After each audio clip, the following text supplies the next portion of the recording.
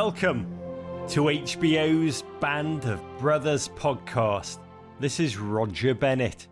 I say flash, you say thunder.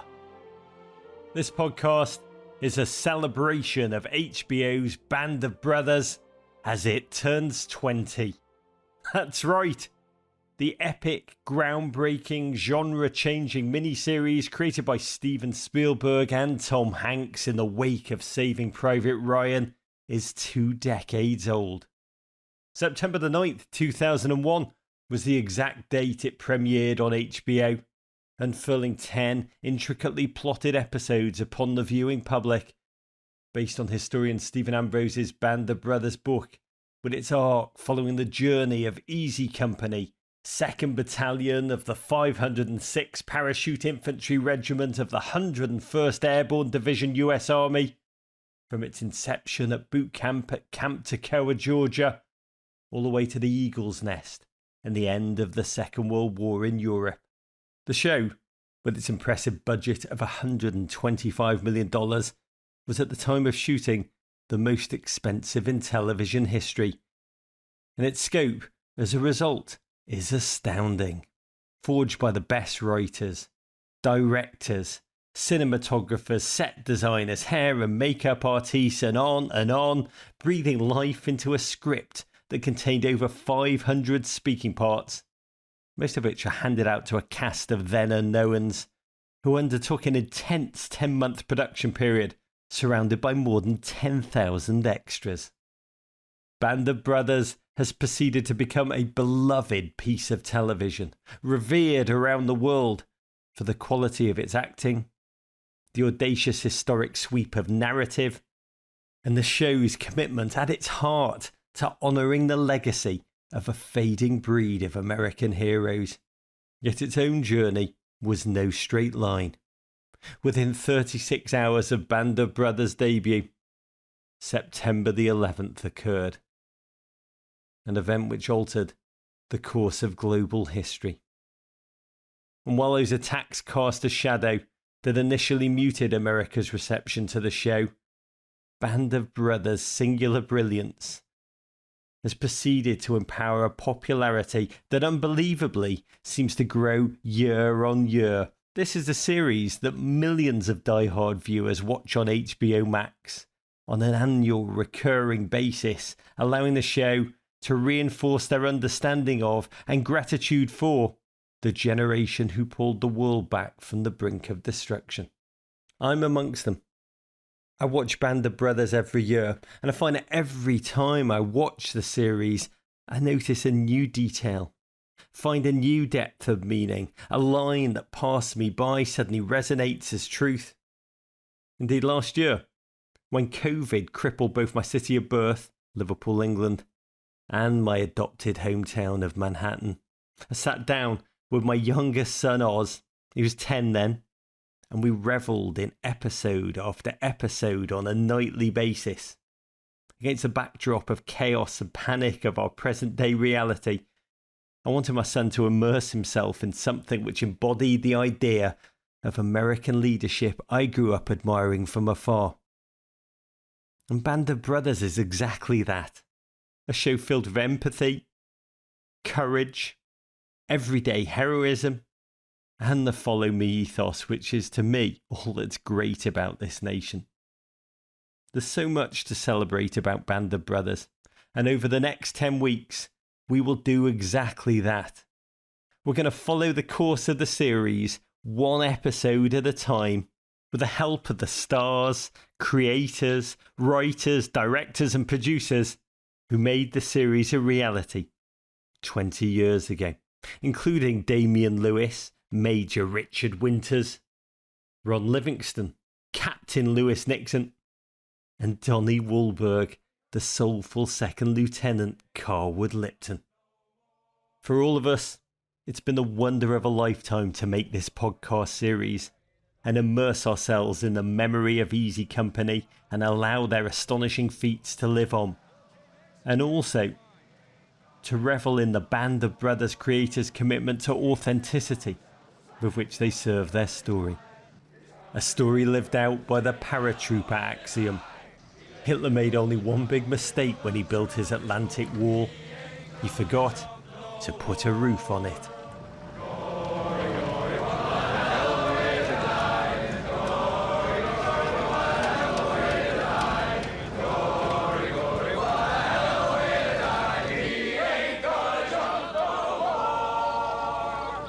We kick things off with the perfect human being to launch this celebratory series, the gent who was the show's co-creator, along with Steven Spielberg. He dreamed of bringing Stephen Ambrose's Band of Brothers book to life and then made it real, producing, writing, directing, and even starring in episode 5 as an extra to help fill out the background of a scene.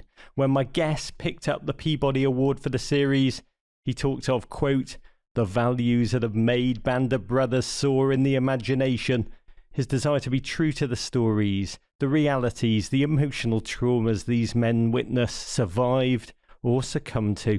Thank the old gods and the new, he did, and created a vessel that's been so vital in ensuring the greatest generation's legacy would live on in the hearts and minds of TikTok America. It's a joy to welcome Mr. Tom Hanks. Well, hello, TikTok America.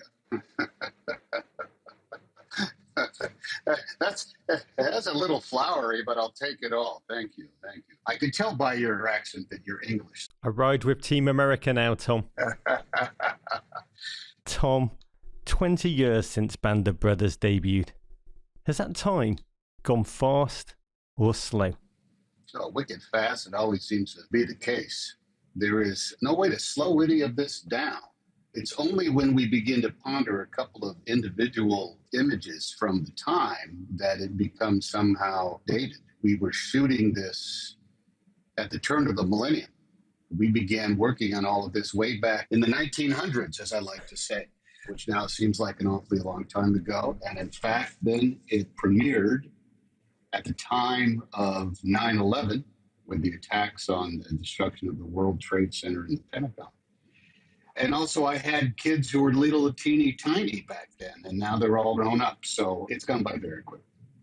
When did you last watch the show? Because I'm fascinated. When you do watch it now, what do you see? We lived this for so long, the better part of 3 years, that I only catch it now in individual spurts. There's a couple of times a year where it plays in heavy rotation. One of them is certainly around June 6th, the D-Day anniversaries. Another one is around the American Veterans Day, which is in November, and also around the 4th of July. I might be going through the grid and landing upon it, or one of my kids might be saying, hey, Dad, look what's on. And I am transported back to some sort of meeting or moment or conversation I had with somebody about that very specific moment that is being shot. I can remember it more in piecemeal of individual beats as opposed to the grand putting together of story, because every one of the beats was a very specific construct, a very specific entry into like the deck of cards. I don't necessarily see part of the story, but I see the 7 of clubs, or I see the Jack of diamonds in the deck of 52. Then along with that, almost always comes along a moment or a person on screen shows up that has gone off and done marvelous things in the 20 years since. We had people that were just out of their drama schools. This is one of their early jobs, Damian Lewis certainly, but then up comes Tom Hardy, a few other folks that have since gone on to great things. So I will tell you, it's a bittersweet experience. It's hard to watch because of everything that we poured into it, and also the celebration of the lives that it affected. There are still Band of Brothers reunions that happen every anniversary from when they began their boot camp. And now a lot of those guys are married and they have kids. And Easy Company shows up at all the weddings and bar mitzvahs and birthday parties for the little kids that didn't exist back in 1999 when we started shooting. A lot of life, Tom. A lot of life. But I want to start with the genesis of the series. You teamed up with Steven Spielberg on Saving Private Ryan, which won 5 Oscars in 1999. The film itself, groundbreaking. Second World War movies had begun to be shot and released before the war itself had even ended. In 1941, President Roosevelt ordered Hollywood to valorize the war effort, to almost John Wayne heroize the thing.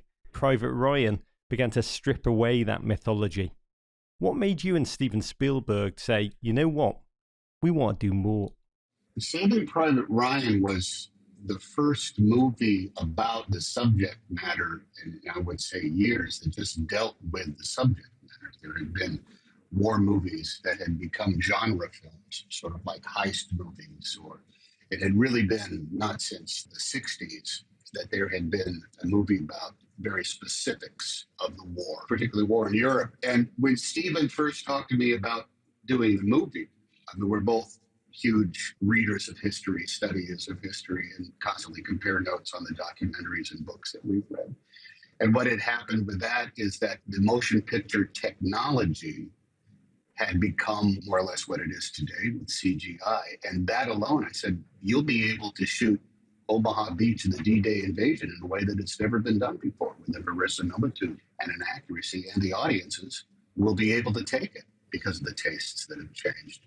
And so the purpose of that was really to do a double whammy of the details, grim as they are, of the specifics of a place like Omaha Beach, and then the human aspects of essentially finding a kid so that he can go home. When that entered into the social vernacular, there was interest from the American Broadcasting Company to do a miniseries based on a Stephen Ambrose book. We had used his D-Day as one of the primers and Bibles of Saving Private Ryan, and along came also then Citizen Soldiers, his second book, in which a lot of the same characters then are followed throughout the rest of the war. Stephen told me about that. I said, I don't think that's the book to do. He said, what? I said, look, there's another book that Ambrose wrote called Band of Brothers, and it's about a very specific group of people, and it follows them all through the war. And I also don't think ABC is the place to do it, because you'll have to have commercials, and there'll be standards and practices, and there'll be any number of themes, as well as very specific movie-making moments that you will not be able to create because of censoring. I had a history with HBO because I had done another big miniseries for them called From New York to the Moon. And I said, HBO is the place for this because you can show anything you want and it can last as long as it needs to. And you don't have to have commercials. And Stephen turned on a dime, God bless him, and said, well, then let's go. And then from that came the agreement from HBO to say, well, look, if you're going to do this, do it big. They gave us the budget. They gave us the time, but they also gave us the freedom and the wherewithal to go in deeper into individual moments. I mean, HBO agreeing to 10 episodes, which is actually much more than 10 hours. I think altogether it was more like 11 hours of television, to say, make it last for 10 weeks. This was an extraordinary alliance. And then the question that begins, well, how deep do we go into all of this? There are certainly characters in order to follow, but there's also the overreaching theme, which is different a bit from Saving Private Ryan and a different bit from everything else, is because these guys were paratroopers. They were volunteers. They had to win the wings. They had to prove themselves in order to be accepted into the paratroopers. And so there's a bit of an elite force kind of thing to them, along with the reality of saying, oh, by the way, we essentially shove you out of a plane and you land and then you try to get your job done. So wanting to do it happens again and again to me, and I think to Stephen as well, is that we learn something in one experience, and we learn so much that we're not able to bring to the screen, that the desire then was to continue on and find an alliance like with HBO and say, I think we have about 11 hours of truly rock'em sock'em stuff that we can bring to the screen, but it's going to be a little expensive. And they said, okay. You're like, no, Band of Brothers. That's the book. What did you see in that narrative when you first read it? What leapt out at you? Was it the scope of the story that you would then be able to take a viewer all the way from D-Day to Eagle's Nest at the end of the war in Europe? Really, the essence of the GI experience. It was that very narrative that we took these guys from the barracks in the United States in Georgia and we deposited them literally at Eagle's Nest. We didn't have to invent anything. The narrative was all in place. All of the logic was there. They did well. They did poorly. They were literally in the great places throughout, certainly Normandy in their landing zones. But then they failed miserably in Misguided Market Garden, and then they had to drive in to be surrounded in the Battle of the Bulge. They had to continue on, and they were literally sweeping across Germany up to the war's end. So it was the perfect laying out of locale and character development that was also extraordinary because there were some guys who didn't get a scratch on them, and we had them from the first beat until the very last.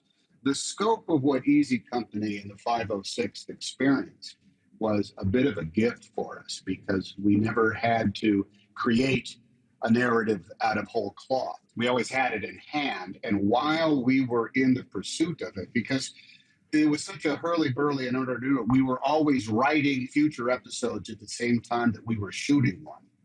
And in the research and work that we would do on, say, episode 3, we would find out something that we could then put into episode 6 or episode 7, particulars about a number of the characters, for example, that were outside the boundaries of the actual book. We had the veterans themselves saying, well, I didn't do that, but I did this. And then when we find out about that he did that, well, holy cow, we hadn't even imagined that.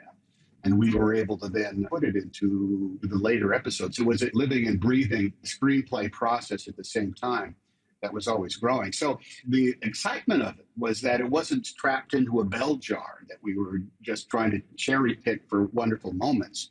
We had an overarching, literally, if you will, a table of contents and a map of where they had been and what they had done. And we were always filling this in with wickedly great details that ended up making it a lot more human. At the same time, extraordinary what these young guys did and said. One of the big things that we landed upon in the course of doing it all was there was always going to be a accompanying documentary that were the men of Easy Company. We went back and they were all alive, they were all talking, and we had an extraordinary experience making the interviews of the actual men themselves, oftentimes in their homes, and oftentimes asking them questions and getting them to talk about subjects that they had never spoken of, even with their own families. They all think that, oh, a movie crew is in this small town in Texas or Louisiana, and so everybody's excited about the movie crew coming.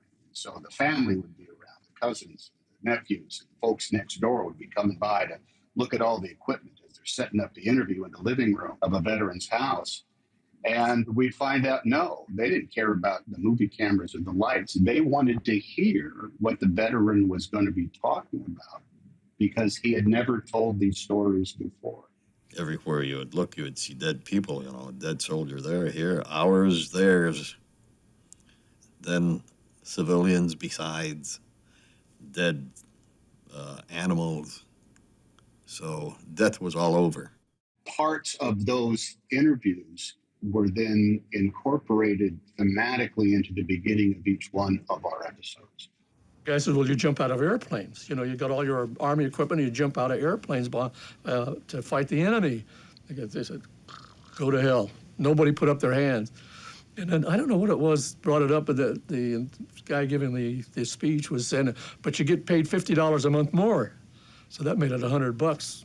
We didn't identify who they were. They were just these old guys talking in their natural accents and their natural cadences, telling some sort of story about something that happened to them early on, back during the war. We don't know who they are.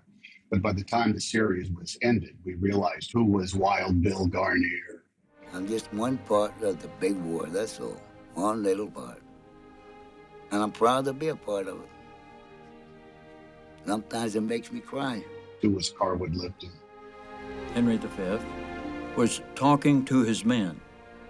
He said, from this day to the ending of the world, we in it shall be remembered. We lucky few, we band of brothers. For he who today sheds his blood with me shall be my brother. Who was Dick Winters. Do you remember the letter that Mike Ranney wrote me? You do. Do you remember how he ended it?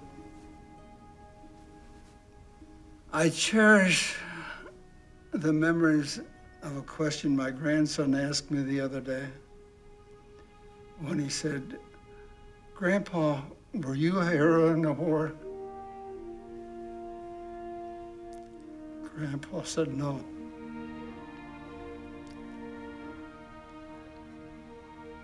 But I served in a company of heroes.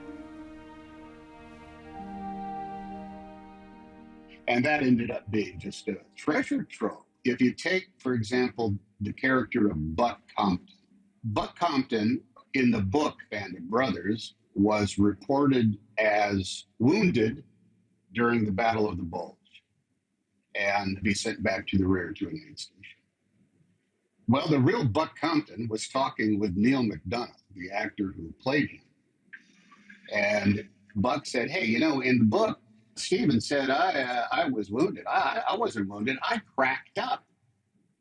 And Neil said, "What do you mean you cracked up?" He said, "Look, I'd been shot in the ass during Market Garden, and I was in the hospital laying on my belly with a bleeding butt, and I was surrounded by guys who'd had their legs blown off, their genitals blown off, their heads barely held together with tape and catgut. I felt like a fool. When I was brought back again, I couldn't take it. So I cracked up. I had a nervous breakdown.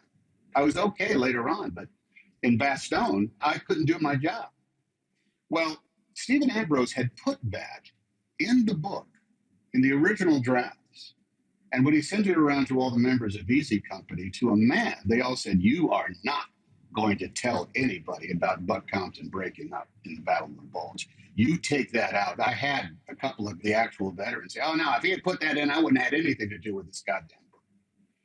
So we went to Buck with this information, and we said, "Buck, is it okay if we," said, "Oh, yeah, sure, go ahead. It's what happened to you." So we were able to have that from the man's mouth himself. And it ended up being one of the prime movers for the character. Buck was a great combat leader. He was wounded in Normandy and again in Holland. He received the Silver Star for his part in taking out those German guns on D-Day. He took everything the Krauts could throw at him time and again. I guess he just couldn't take seeing his friends touring Garnier all torn up like that. No one ever thought any less of him for it. The series is just halfway over. We still have another 4 hours of television to go through there. And we had something that had never even been whispered about before. That came about from talking. There was one moment afterwards, we were putting together the Battle of the Bulge, the Bastogne sequence. And I was saying to the documentary team, I said, "Is there somebody who talked about how cold it was in Bastogne? Is there somebody who talked about, there's got to be some anecdote about how cold it was." And they couldn't remember offhand, but they found footage of a veteran who just on the off chance happened to say, you know. Even today, a real cold night, we go to bed and my wife will tell you that the first thing I'll say is, "I'm glad I'm not in Bastogne." It just shaped the whole episode for us. I can't tell you how often this happened in the course of making it. This story reminds me of something that Stephen Ambrose said when he was asked, why did he work with you? He said, it's because in almost all war movies before Saving Private Ryan, when an American gets shot, it's either in the forehead or in the heart, and he's dead. And his commanding officer can write home to the grieving widow or to the parents and say, he never knew what hit him, he didn't suffer. But Ambrose said, it doesn't happen like that. They do know what hit them. They do suffer. And when you watch a Spielberg movie or when you see Hanks's Band of Brothers, you're going to see that. And that was really your mission, your approach. You don't want it to be pretty. At the end of the day, balls of fire and gunfire and machine gun muzzle blasts and airplanes and rockets, it's glamorous to the eye. It truly is. It looks cool. And it's part and parcel of every superhero movie that comes out. Stuff is exploding all the time and fights break out and people are shooting guns. For the sake of entertainment, there is something primitive in the thrill. The point that we go through and have gone through since in some of our other product is that it's deadly, that vicious and horrible things, grisly things, visceral things happen when a piece of hot metal passes through the human body, that it blows off limbs, then it wreaks a type of inhuman cost that does end up taking lives. And it is true. They do know what happened. Part of it is because audiences are more mature than they were and don't want to be cheated of the actual cost that goes along with it. But an awful lot of times in movies, and look, I could walk you through moments of both Saving Private Ryan and Band of Brothers where I said, okay, we soft pedaled that. That's not quite what you might think it is. Because we fight that battle all the time because we don't want it to be glamorous, but at the same time, we don't want to turn World War II into something that looks like a glorified camping trip. In the episode that I directed, in the conversation that I had with Dick Winters, he told me that the memory he had of killing a young German kid in that field in Holland was the last time that he fired his rifle. And it was the last time that he was aware of the man he killed. Because after that, he was promoted to executive officer. And he was no longer in command of the company in the field. And this was 1998 when I'm talking to him, 1999. He is an old man. He is in his 80s. And he is still haunted by the look on that kid's face when he shot him dead. So there's that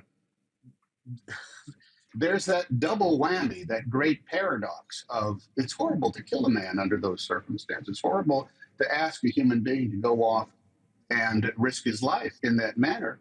And there is also a horror that goes along with saying your job is to go off and kill as many of them as you can. There's an awful lot of stuff they will not talk about, and they do not celebrate. But they don't discount the price. They don't discount the cost.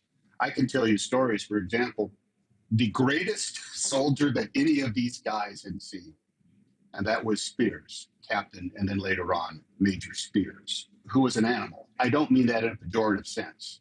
Spears viewed his job as a paratrooper to end the war as quickly as possible.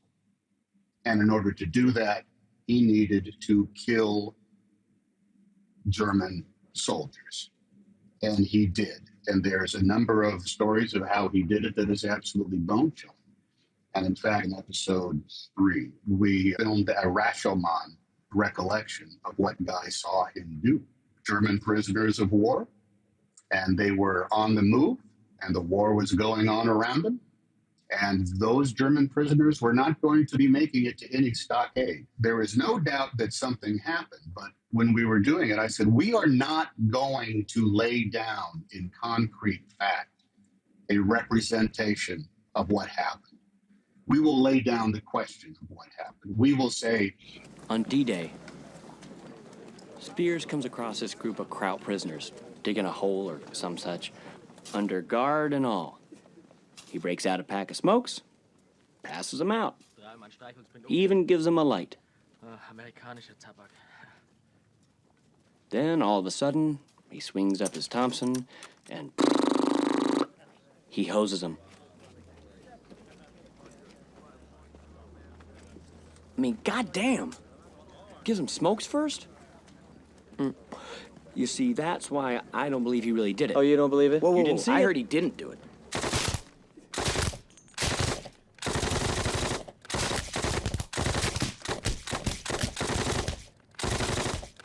No, it was him, all right. But it was more than 8 guys. It was more like 20. Let me tell you, and I in some ways I'll only say this because Spears is no longer with us. When he was always good friends with Dick Winters. And when we had the big HBO splashy premiere and we took all the veterans to Utah Beach and put up a big tent, Captain Spears did not want to necessarily make the trip because he was afraid, he was worried about what they would make of some of the things that he did in the war. And Dick Winters said, don't be an idiot, come on. I actually watched both of them, and I saw these old guys sitting in a tent in Normandy, looking up at a big, huge screen, watching actor versions of themselves land in Normandy and take out the guns at Grecourt Manor. I will definitely say what we wanted to do was to bring forward the multiple faces of the cost of going to war, of what it does to a human being. And also at its most primitive level, what happens when a hot piece of lead passes through the human body at a speed that is faster than sound. It's a terrible thing to witness, and it's a terrible thing to happen. You were asked what your goal was when the series launched, and you said to try and put this narrative into human terms, quote, so it is not just a flickering black and white myth that's on some channel on your cable system, but instead is a palpable story that you yourself might think, well, what would I do under those same circumstances? And my gosh, I sort of recognise myself in these men as opposed to just these mythic heroes. I've got to say, when I read that, I've got to tell you, Tom, I spend my whole time, and I watch Band of Brothers every year at least twice.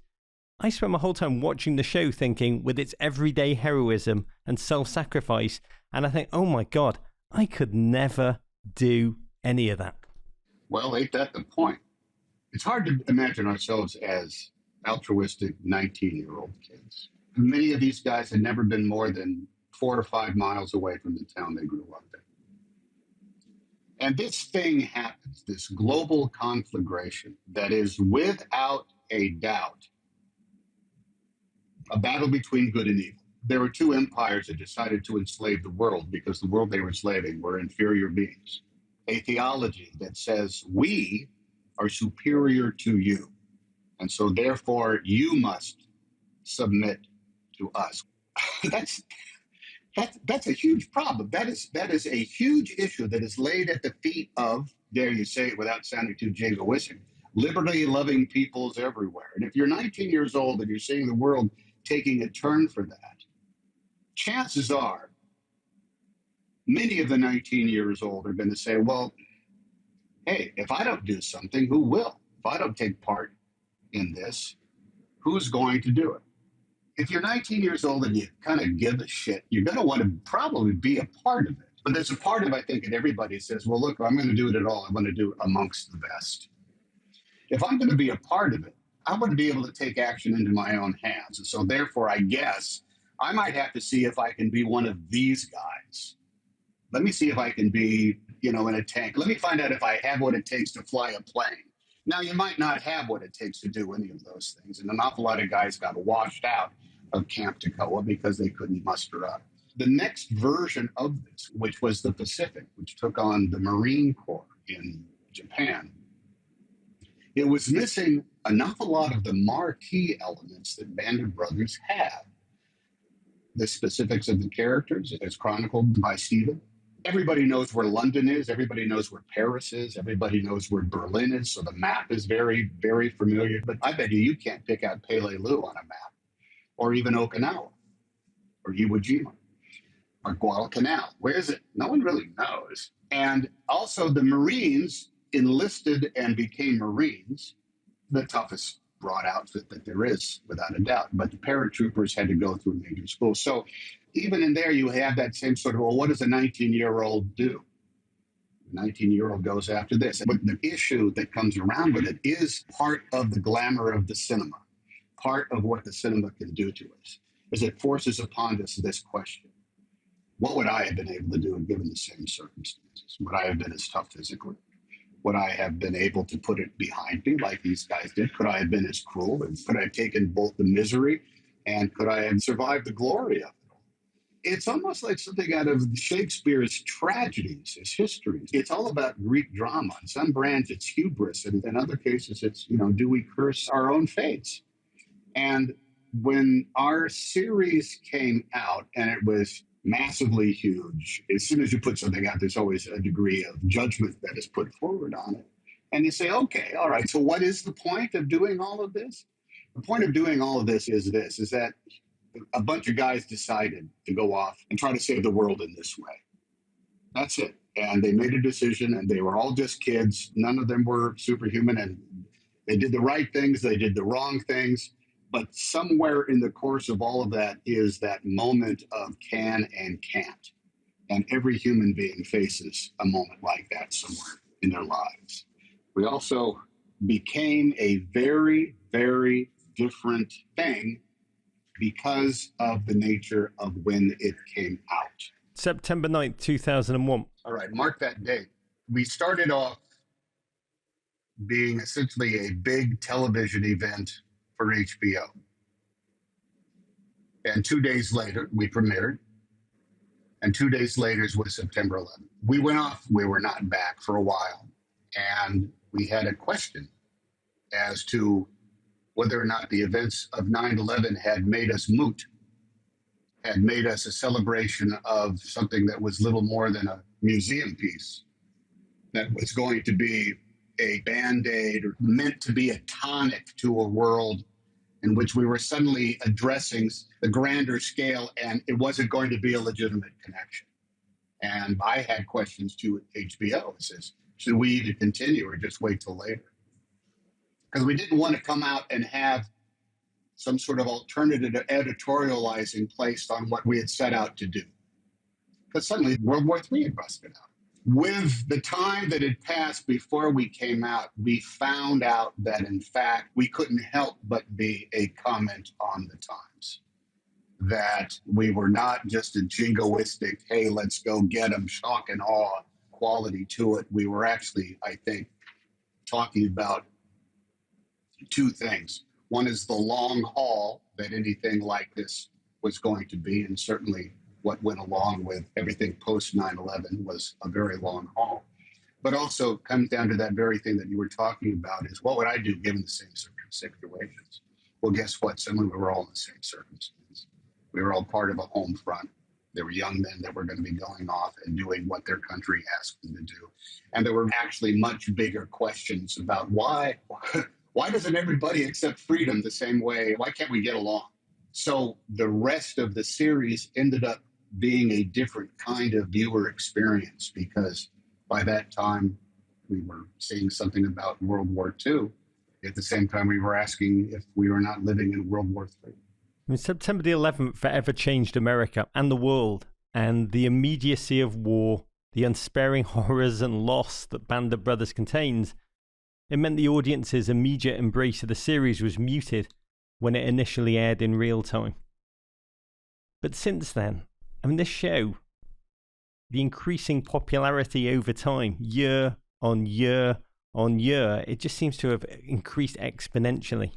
Tom, how do you understand that in your own mind? I think it comes down to the desire for us all to belong to something bigger than ourselves and to earn membership into whatever that society is. That we seek out like-minded people that greet the day and look at the possibilities the same way we do for each other and ponder the bigger questions of how do we make the world better? I cannot tell you how many letters, emails, messages I've gotten from servicemen and women around the world who say, we watch Band of Brothers regularly to remind ourselves why we're in this in the first place. There's a cliche they always say, both in the series and in the military, is we don't do this for the big picture. We don't do this to defeat the enemy. We do it for each other. We do it for the other guys in the tent. We do it for the other guys in the ship. We do it for the other guys in the unit. And even in our series, they all say, the real men, the real heroes are the fellows that are still buried over there and those that come home to be buried. That's the legacy that is definitely gone after by Stephen Ambrose himself. That is, if you're going to put the most positive spin on all of this, it's going to be, look what can happen when like-minded people get together. That's it. It's as simple as that. I am drawn to that again and again, which is one of the reasons why I study history. There are moments throughout history in which impossible things, unimaginable things have come to pass because like-minded people decided to get together and make it so. Now here we are in 2021. This has to come in the face of the other realities. Meanwhile, you have to add the meanwhile, ... We had this great dilemma that we spoke about at the time, is that we were making a series about white guys that volunteered to go off and fight white guys and save the world, in which white guys got together and saved the world. All right. Well, what about the black troops? What about the African American troops? What about the segregation that went on? The best we had time for, and if you watch the series, and it's in my episode, it's in episode 5, we had black drivers of the famous, very famous Red Ball Express, driving the trucks that carried Easy Company in the 506 and everybody else in the best film.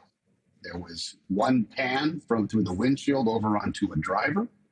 And then later on, as all the paratroopers are making their tail bed jump out of the trucks, the black drivers get together and they literally just poured gasoline in the ground and lit it on fire in order to get warm. And we see that all those drivers are black.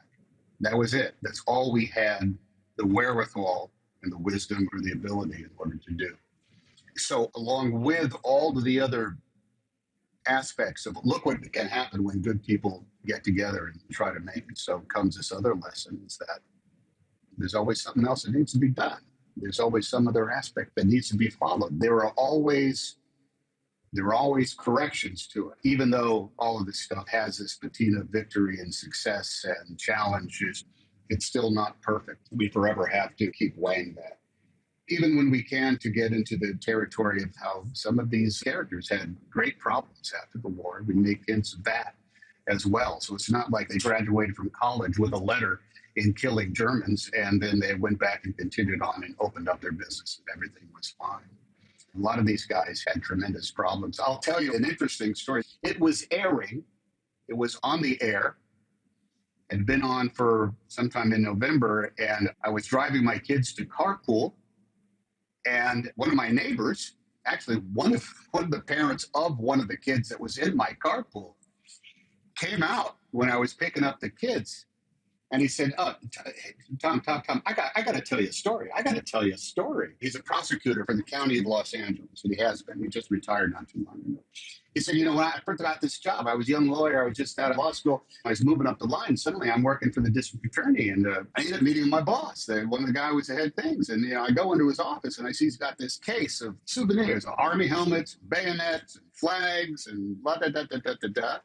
And I never talked about it, but I was talking about it, blah, blah, blah. And then later on, I said, hey, what's with all the army helmets? What's with all the war surplus stuff? He's got, he was in the war. He fought in World War II. All right, la, la, la, da, da, da, da, this, that, and the other thing. And later on, he says, I didn't realize it till last night, till watching your show.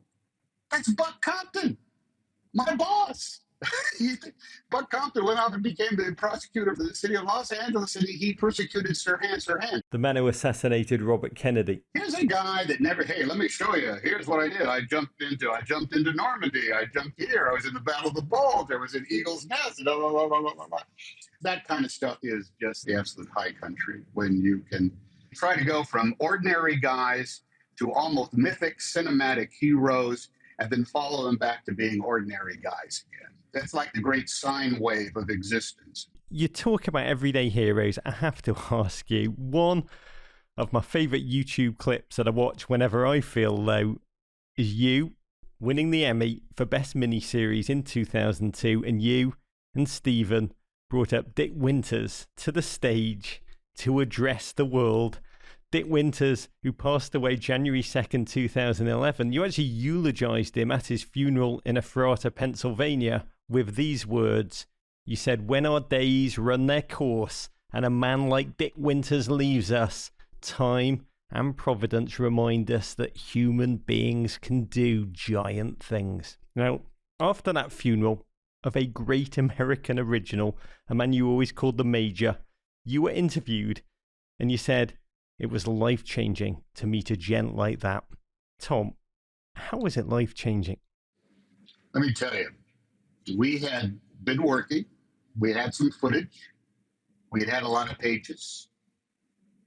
We were doing it, trying to discover it at the same time, starting with what we have and then dreaming big. And what often happens is that you discover possibilities in the course of shooting, and then you can shape the story in this kind of way. Now, Ivan Schwartzman, who was one of our UPMs, he was very close with the Major. Dick Winters had come out to our production offices a couple of times, and I talked to him regularly, as did Ivan. And Ivan took some footage to Pennsylvania to show the Major and his wife. They're on their farm, anticipating that the man would be delighted by what he saw. He was not. And Ivan said, is there a problem? And Dick Winters says, yeah, there's a problem. What is it? Doesn't it look good? Oh, yeah, the guns are great. And the machine gun fire is fabulous. And all the uniforms are in place. And yeah, all the buttons are corrected. Yeah. That's really great. But there's something missing. So I called up Ivan and Tony Toe, who was also one of our main guys. Tony Toe carries his own weight and then some. He says, hey, boss, you got to call the major because we got a problem. I just said, what happened? I said, well, Ivan showed him some of the footage that we have, and he was none too happy. All right. Well, then let me call up the major. Let me call up the guy whose life we are representing, the man whose life has been chronicled his entire military career by one of the greatest historians of World War II in the history of American publishing. And let me find out what he's pissed off about. So I called him up and I said, I understand that you're not wild about what we've done so far. And I had seen the footage and it was fine. And I know how movies make, things get better every chance. We have no ego about this. So tell me in no uncertain terms what your problem is with this, because our job here is not to screw up the lives of the subject matters that we're making. Our job is not to discern them for ourselves, what you went through, but to find out what happened and try to dramatize that and make it real on screen. What's the problem? He says, the problem is you have us looking like we don't know what we're doing. And I know what he was talking about because we have characters that land and they take a moment to figure something out. And they say, maybe we should go this way, or what do you think, Captain, blah, blah, blah. And I said, well, I think what we're trying to do is we're trying to make you land and try to have you moments of sussing out the circumstance and then trying to find out where to go and what to do. And he said, Tom, we knew what we were doing. We knew where we were. We knew what needed to get done. You have it look like we haven't even read the map correctly. And I said, well, I don't think it's that bad, Major, but let me ask you a few other questions. And I asked him some specifics because this was really about taking out of the guns at Brecourt map. I said, Major, I want you to understand something. None of this is locked in stone. There isn't anything that we've shot that can't be moved, changed, altered. There isn't a page that we've written that is part of the golden tablets. All of this is movable. All of this is changeable. There is nothing that is ever going to stay exactly as it is. And in the course of everything else that we're going to know, you'll see how often we make things better and we focus better. And so I said to him, what I sense is that what you're saying is that what is missing from the footage that we have so far is follow me. And he said, Mr. Hanks, that is exactly what is missing. Now, what he was saying is, why are you dropping me on the ground and making it seem like I'm not sure of what I'm supposed to do, that I'm untrained, that I haven't studied this backwards and forwards, that I can't read a compass, that I am hesitant in any way, shape, or form? Because I will tell you, that man was not. And what had happened was the guys in the editing room would say, hey, wouldn't it be great if we add a little bit of uncertainty to it and da-da-da-da-da. And to experience that from the get-go, from the very first time we put together any sort of footage, and from the man himself saying, guys, you're getting this wrong, that gave us a heading, that gave us a very specific task to, guys, we cannot embellish this.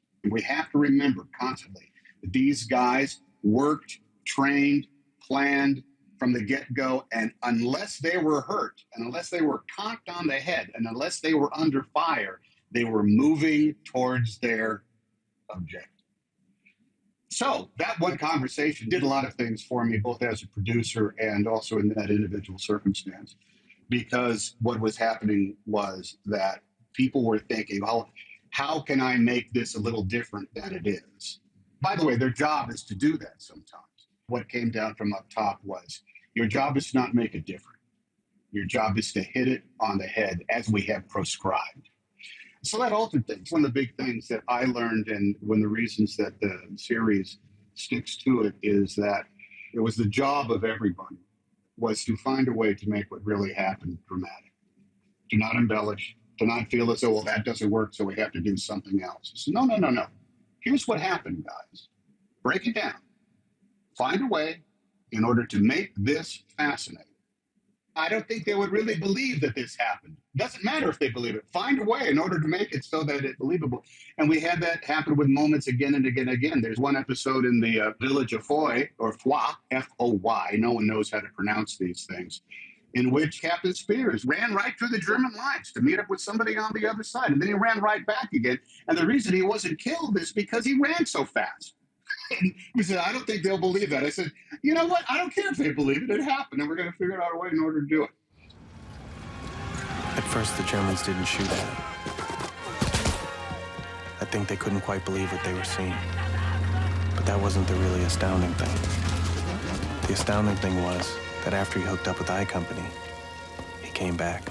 And when I talk about the deck of 52 cards, if you start embellishing things, that means you end up with a deck of 63, or you end up with a deck of 42 cards, and that's not enough. You've got to nail it when you can. Now, when we were at that very same premiere that I had talked about, HBO blew out all the stops. All the veterans had been flown to Paris, and then we all took the train to Normandy and were greeted by little kids from the communities that were doing their little D-Day clickers, so it sounded like it was raining. It was really quite beautiful.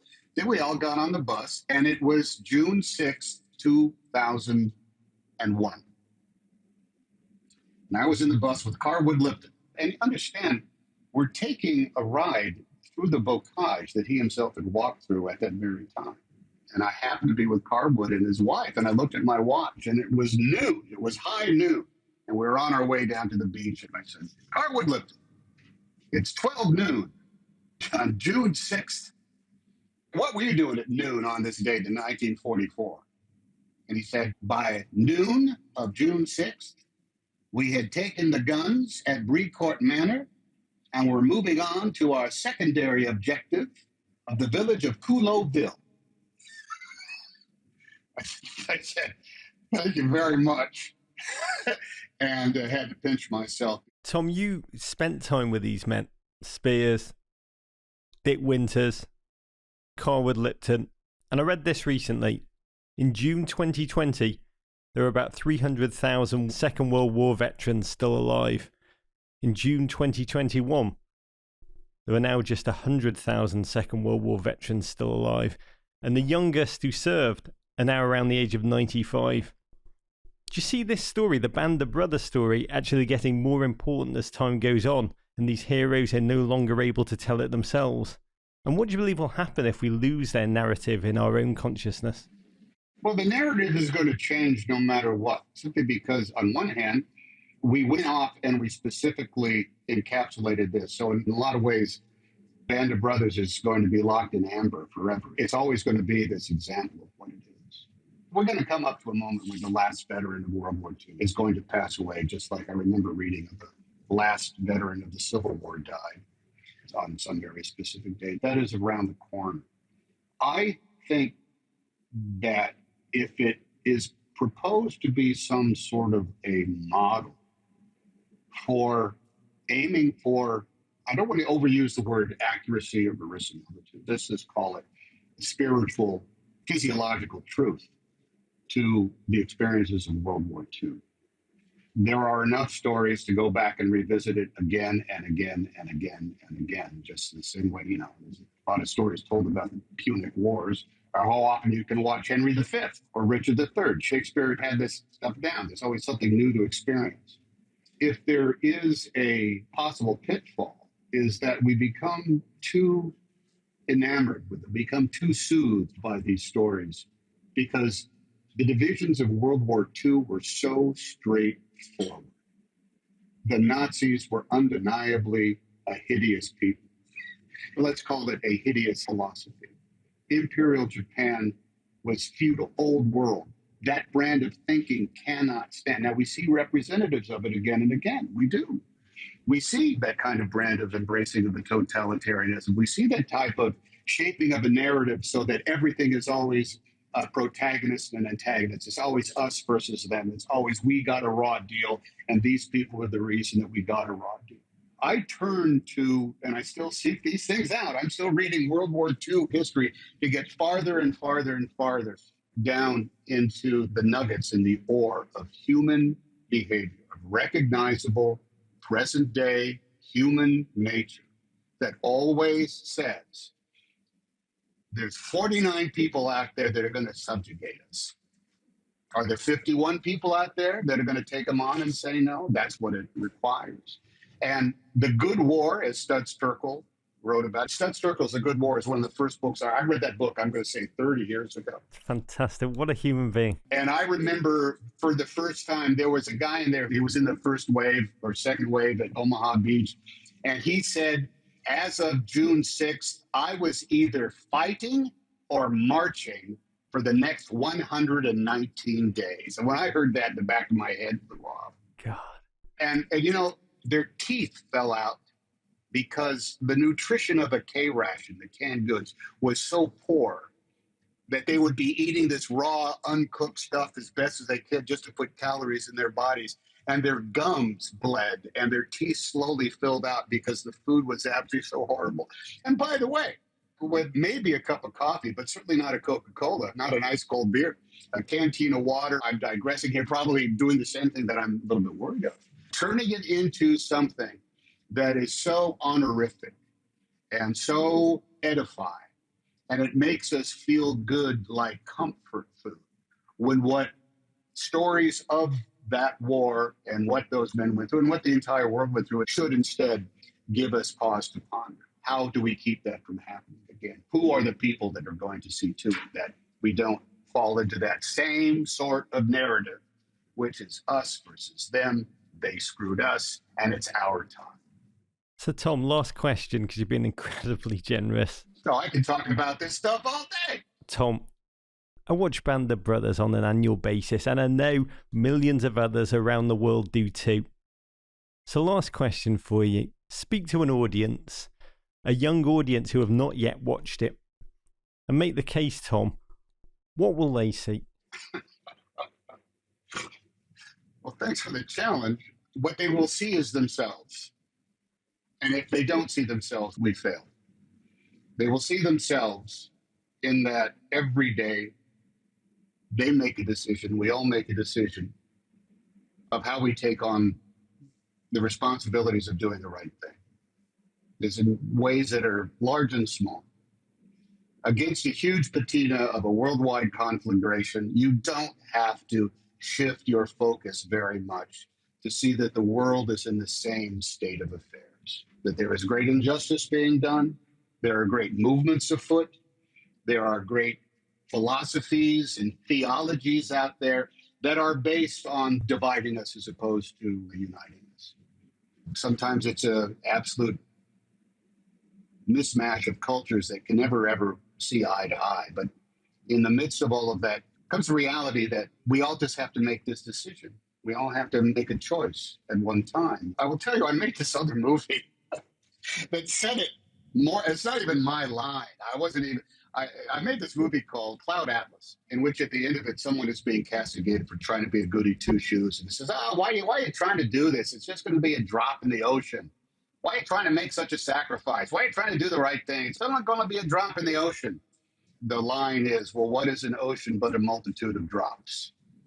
And so I would say that if anybody's never seen Band of Brothers, what they will see is that multitude of drops.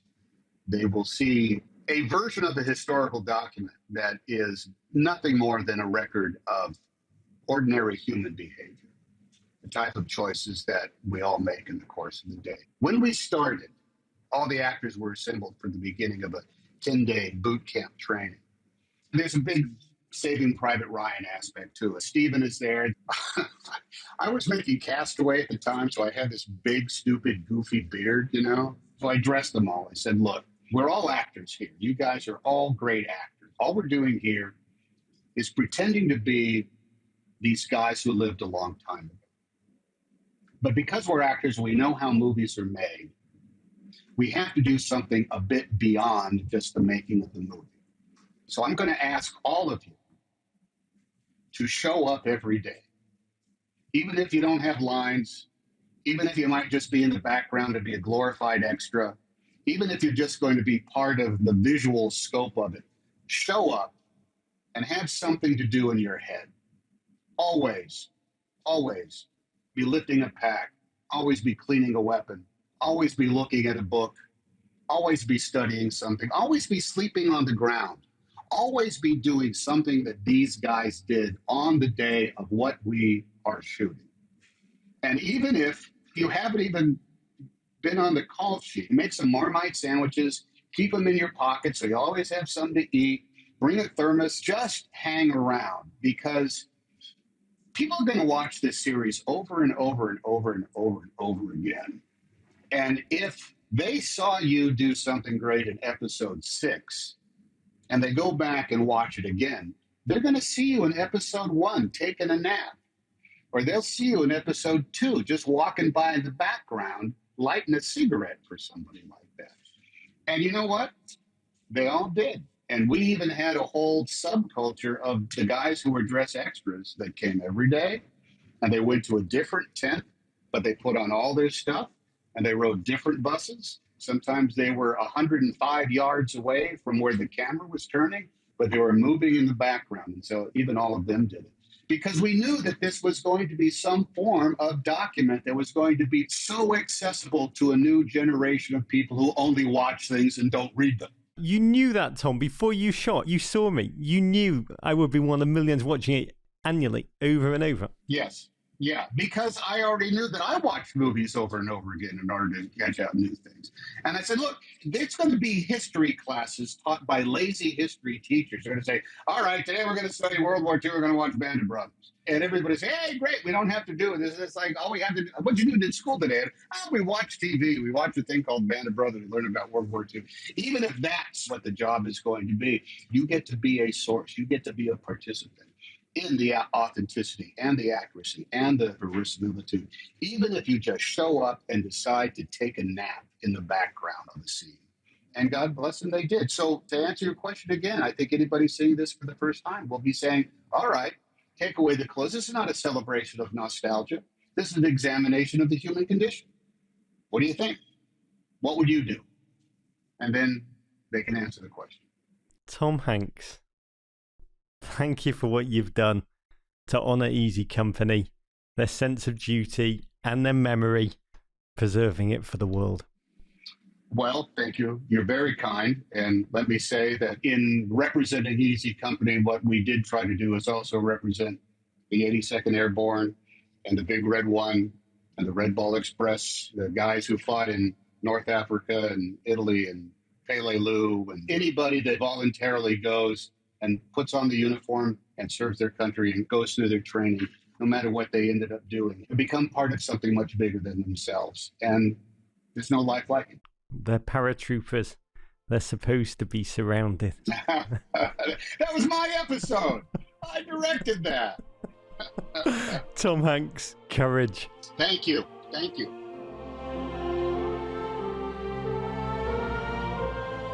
What a gent Tom Hanks is.